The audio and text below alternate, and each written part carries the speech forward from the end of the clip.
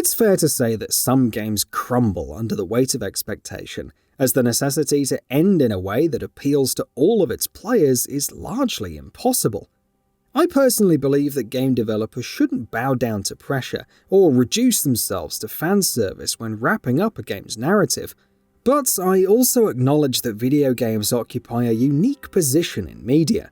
Emotional narratives combined with hours of character development and hardship experienced firsthand by the player means that we as gamers expect an ending that resonates with us. When games fall short of this expectation, it's all too easy to pass it off as unsatisfactory, a bad ending. Should go without saying that we're trekking deep into spoiler territory for the games in this rundown. Tread lightly if you're yet to see one of these through till the end. Mass Effect 3. Diving headfirst into one of the most controversial endings of any game ever, the underwhelming conclusion to BioWare's Mass Effect trilogy sent shockwaves through the video games industry, with fan-led campaigns demanding the culmination of Shepard's space adventures to be overhauled, because primarily they felt that each of the game's final 3 thematic choices to break the Reaper's cycle of galactic extinction weren't distinct enough. The widespread dissatisfaction resulting from what essentially amounts to a choice between A, B, or C renders decisions made throughout the entire series inconsequential. Whilst there are indeed ex-BioWare developers outspoken on the series' mixed reception, narrative writer for Mass Effect 2 and 3 Chris Hepler is on record stating the ending was deliberately intended to confront the player with a huge decision, the ramifications of which affect the entire galaxy, with each choice sitting within moral middle ground. Furthermore, plot threads started in the first and second games were resolved throughout Mass Effect 3's entirety, not just whittled down to Shepard's final decision aboard the Citadel. Do these perspectives make 3's final act an easier pill to swallow? Perhaps not. But what they do provide, especially with the fleshed-out explanations provided in the extended cut, is a chance for players to choose an ending befitting of Shepard's journey, whom they've spent the past 100 hours aligning with their own moral beliefs. FIREWATCH. In FIREWATCH, you'll play as Henry, who, after his wife's diagnosis of early-onset dementia, takes on the isolated role of lookout at a national park to escape the looming struggle of his home life. Throughout his exploration through beautiful woodland, he develops a tender relationship with fellow lookout Delilah. Mysterious happenstance is sprinkled throughout, with missing hikers, sabotage, and strange research stations pointing towards a finale that'll tie these disparate threads together. As it happens, the unsolved disappearance of previous lookout Ned's son is discovered to be a tragic climbing accident, despite the game leading you to believe that something nefarious was afoot. Plus, Henry and Delilah's relationship fizzles out, its seemingly impending romance dead in the water. It all feels a little anticlimactic. Seeing FIREWATCH's ending purely as unresolved ignores a major theme which I believe the developers were trying to get across. You can't run away from your problems. Commentary on the game's end focuses on the unsatisfactory way Henry leaves without getting his girl. Instead, see it as him projecting his desire to escape the difficulties at home onto Delilah. He saw her as a lifeline, an easy escape route. It'd never have worked out, and going back to care for his wife is the best resolution for him. Inside. A couple of hours of creeping through the hostile monochrome of Inside's bleak landscape culminates in one of the most memorably strange video game finales in recent memory. However, for this rundown I want to shine a light on the hidden ending, obtained by first dismantling each of the secret light orbs before returning to the secret bunker hidden underneath the cornfield. There is a 3-way lever sitting in front of a door on the right-hand side of this bunker, with a specific sequence unlocking the door. Once inside, pull the plug to disengage the mind control helmet and the boy loses his free will, rendering him inanimate like the mindless sleepwalkers encountered throughout the game. That's it. The end. C'est fini. This moment poses more questions than answers as it fades to black, stumping many a gamer's hopes for explanation into the conspiratorial goings-on. The way I see it, developer Playdead are extrapolating the game's ongoing theme of mind control onto you, the player. Are we not pawns in a society under technological control? Do our daily lives consist of mindlessly fixating on task A, moving to point B, going home, sleeping, rinse, repeat? These questions certainly kept me thinking about Inside's hidden narrative long after the credits rolled. Alan Wake. A cryptic ending eschewing reason befalls the titular Alan Wake at the end of his voyage through Bright Falls to recover his wife Alice, who is taken by the Dark Presence. The disparate pieces of the game's finale don't make immediate sense, leaving many unsatisfied by Alan's entrapment within the depths of Cauldron Lake after switching places in the Dark Place with Alice.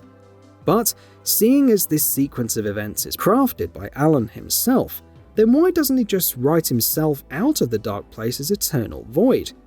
See, Alan is compelled to only create work that he believes in.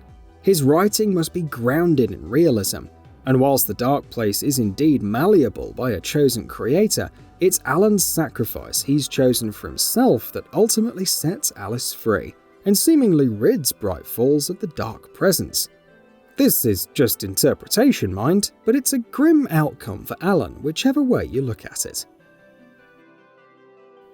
BRAID. The twist at the end of indie puzzle platformer BRAID, that your player character Tim is not hero but villain, your quest to rescue the princess mere misdirection for you are the monster all along, feels a little cheap on first impression. It's a trope common in books and movies, with BRAID's narrative setup hinting at something larger throughout. Whilst creator Jonathan Blow states BRAID has multiple interpretations, the strongest one is that of the princess representing the atomic bomb, with player character Tim seemingly fulfilling the role of nuclear scientist. From this point of view, we can imagine empathy for the bomb, for it doesn't know why it exists, why it's come to be, and just wants means of escape from its creator. The passage of reading in the game's epilogue all but confirms this line of thinking. Like the atomic bomb in this metaphor, the princess doesn't want to explode, which of course she does in an alternative ending too. The Witness. There are 3 endings to this first-person environmental puzzler, all of which seem to hint that the game shouldn't be taken too seriously. So, whilst its philosophical themes of knowledge gathering, logic and zen meld with contrasting acclamations for art and science, there is no singular truth to the game. It's all open for interpretation. Fair enough, I think. But the most divisive is the game's Easter egg ending, whereby you wake up from the game to wander first person through the development team's office, finding real-life patterns akin to the puzzles in-game, with many a gamer perceiving this 7 or so minute clip to be nothing but rambling pretentiousness. It flies in the face of the game's overarching theme, that we can change our environments to better ourselves, by the fact that the patterns seen throughout the office can't in fact be changed. What can be changed, for example, the coins wantonly flicked across a desk? Well, there's no pattern in that, it's random. The Witness plays like it has a core message, but doesn't reinforce it in this real-world ending. But you know, this must be the point. Let things lay where they are, go with the flow, don't get hung up on the things you can't change. It sets off some lovely trains of thought that you can take with you into your everyday life if you think of the Witness this way. NIER Automata. Kinda bending the rules of our own rundown here, as technically there aren't any truly bad endings in NIER Automata. Sure, endings C and D are grim ways to finish, but light is offered at the end of the tunnel, and the chance of salvation with ending E, which interrupts the credit roll with a question offering a lifeline: do you wish to save the lives of the game's androids? It's not necessarily a tough decision, despite you having multiple plays through the game's emotional rollercoaster to get to this point. Proceed towards ending E, and you'll be faced with a mesmerizing bullet-hell gauntlet against the game's end credits. It's lengthy and challenging. Struggle to make it through though, and fellow allies comprised of other players' save data will come to your aid. The aid comes at a price though. Will you sacrifice your own data to help another player complete the game? Of course you will. After the bad endings of C and D, who could resist the chance to share salvation? Batman Arkham Knight.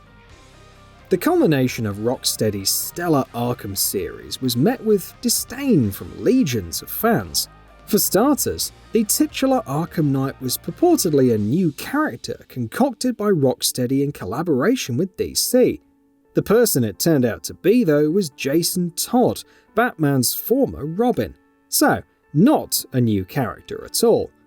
After the climactic scenes where Scarecrow ousts Bruce Wayne, Batman goes on to initiate the Nightfall Protocol, and depending on how many side quests you've fulfilled, you'll either get the complete or incomplete ending. Neither ending is wholly satisfactory, mind. Bruce Wayne obviously fakes his death in both, despite the game trying to pull the wool over your eyes.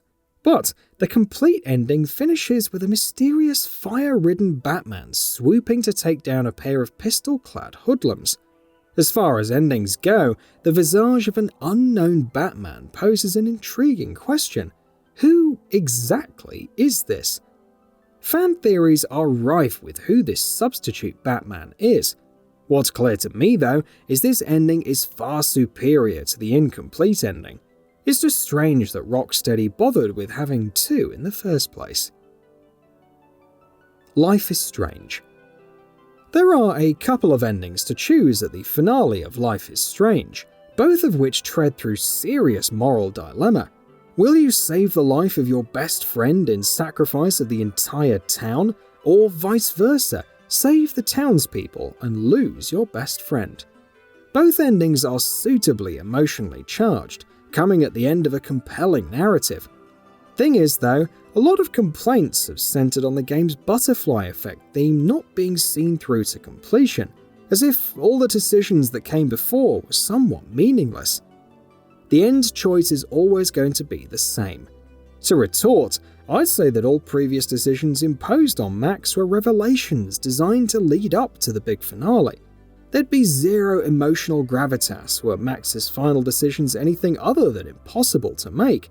For her choice to rewind time to save Chloe early on set the wheels in motion, which ultimately led to the impending tornado disaster. And that brings us to the end of the video. A quick request before we conclude though. We upload new videos every single day, and if you like what we're doing, please consider subscribing. It really helps us out. Also, don't forget to enable all notifications by clicking the bell icon so that you can receive daily video updates. Thanks for watching.